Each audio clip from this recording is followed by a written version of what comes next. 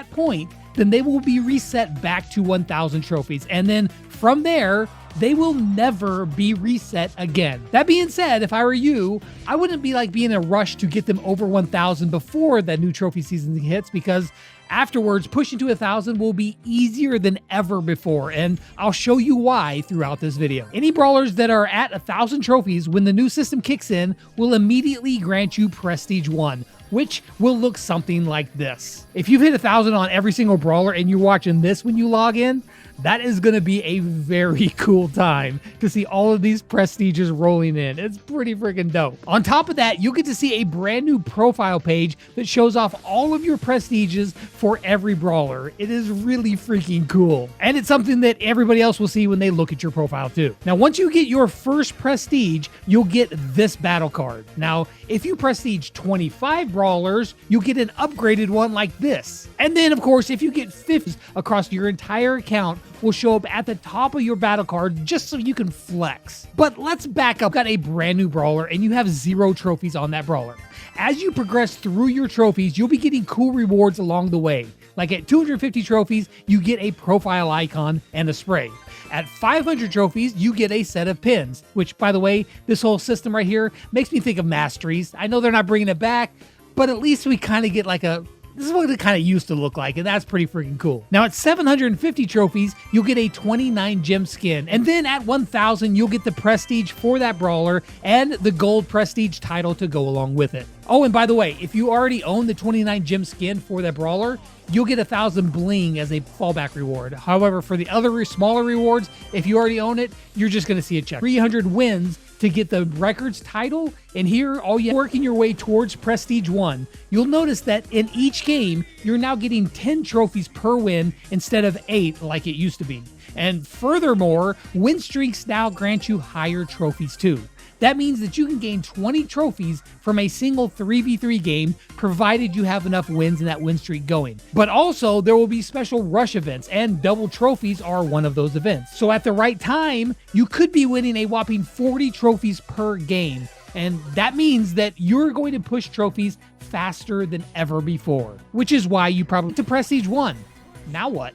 Well, there's actually a ton left for you to achieve.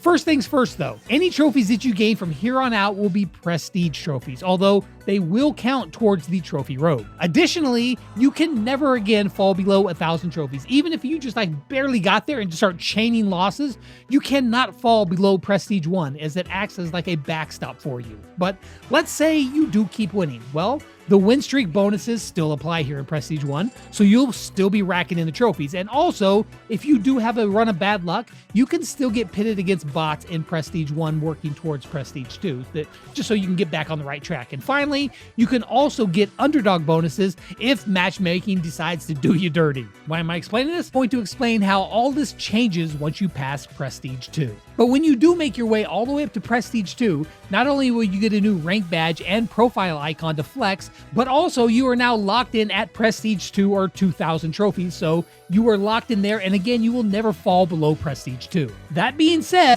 Prestige 2, the rules change. You will no longer receive win streak bonuses. You will no longer get faced off against a bunch of bots, even if you just chain losses for days. And you will no longer get underdog bonuses, regardless of the matchmaking.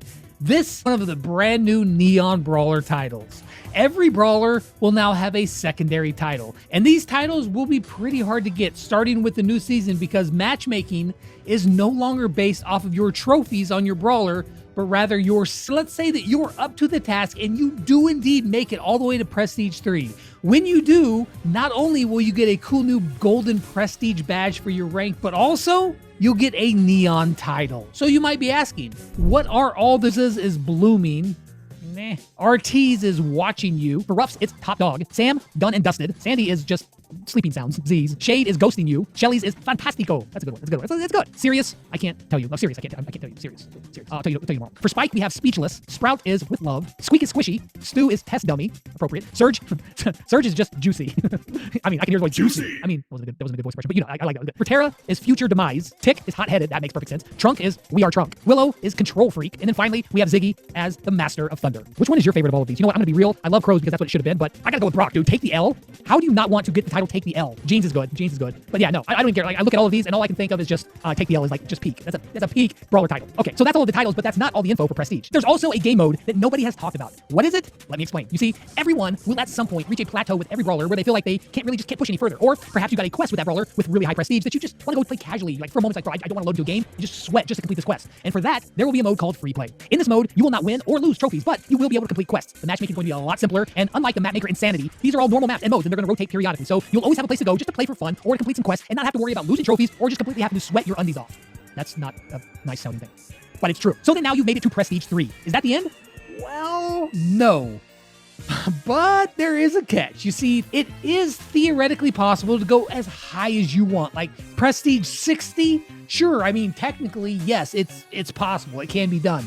But realistically, no. The problem comes in with your competition. The higher in prestige you go, the more pool of people to play against will get smaller and smaller. Eventually, it'll only be a handful of people playing against each other, and it's likely that the skill between those players is so close to consistently win and keep moving up will be realistically not possible. So I can see the pros actually getting to Prestige 4 and a little bit beyond that, but much more than that, probably not. But I do want to see how far they go. I think that will be very cool to watch, to see how good the best players in this game, how far they can actually get. I think the more realistic goal for newer players is to get to Prestige 1, which I think is pretty doable for the majority of players. Prestige 2 is Prestige 3 is going to be for the hardcore players. Like in the Brawl Talk, they equated that to getting rank 35 from back in the day. And back then, unless you were really good, it was a huge challenge to do that and something to be very proud of. So getting Prestige 3 and that new title is going to be the new huge flex that most longtime players will want to aspire to achieve. So then, which Brawler are you going to try to Prestige first? If you made it this far, tell me which Brawler you want to go for or which one you think had the best title. And also, come back tomorrow if you want to check out the new Brawler series.